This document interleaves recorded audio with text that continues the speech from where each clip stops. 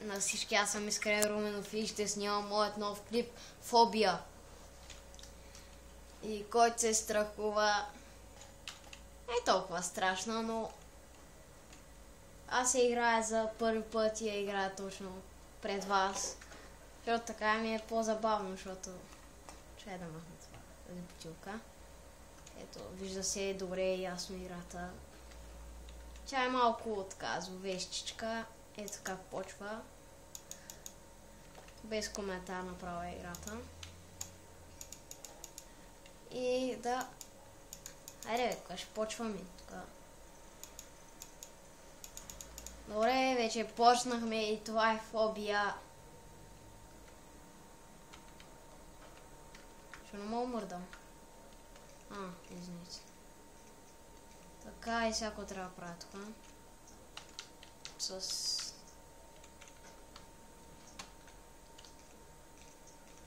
Знаете, другия ми клип е на Соларик. Чакай, аз къде отивам. Сега тук сигурно ще има такова. Нали? Сигурно, да, сигурен съм. И къде е вратата?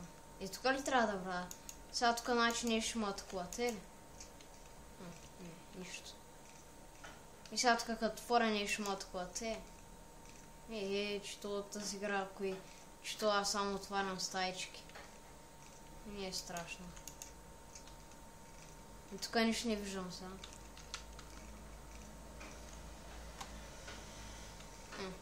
Тук нищо няма.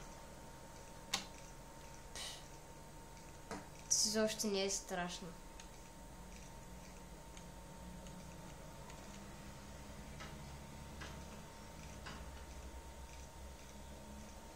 Пак, това е тази игра, направо. Това са базика с мен.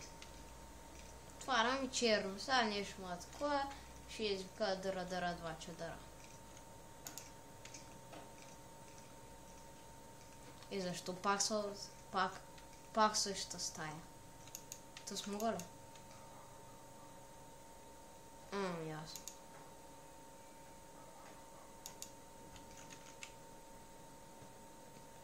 Добре, разбирам,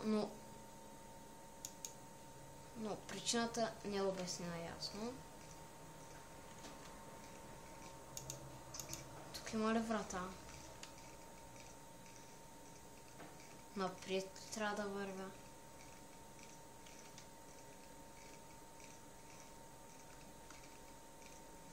В момента е само черен екран. Самата игра Фобия.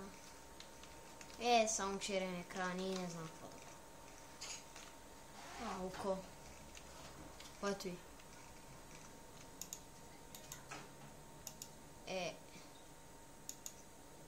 Добре, някакво кашонче. Ще не отвори, добре. Къде сме? Добре, интересно. Пак същото. Добре, тук не можем да влезем. Само това ли е Фобия?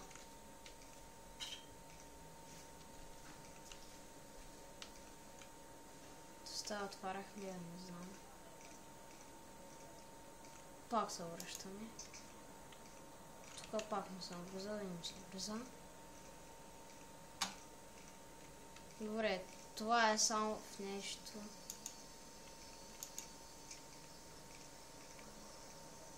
Добре, това е някакво коридорче. Тук има две врати. Не знам, тук няма нещо. Тази...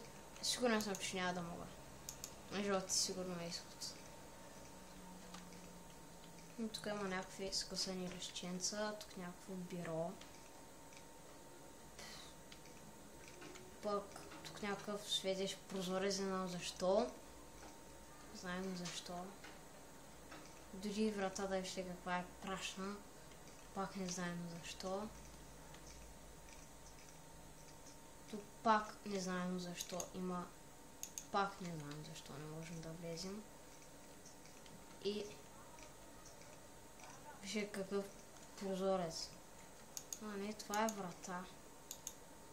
която не можем да влезем. Но не разбирам защо. Защо?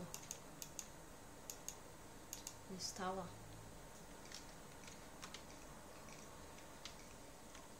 Пак по същия коридор.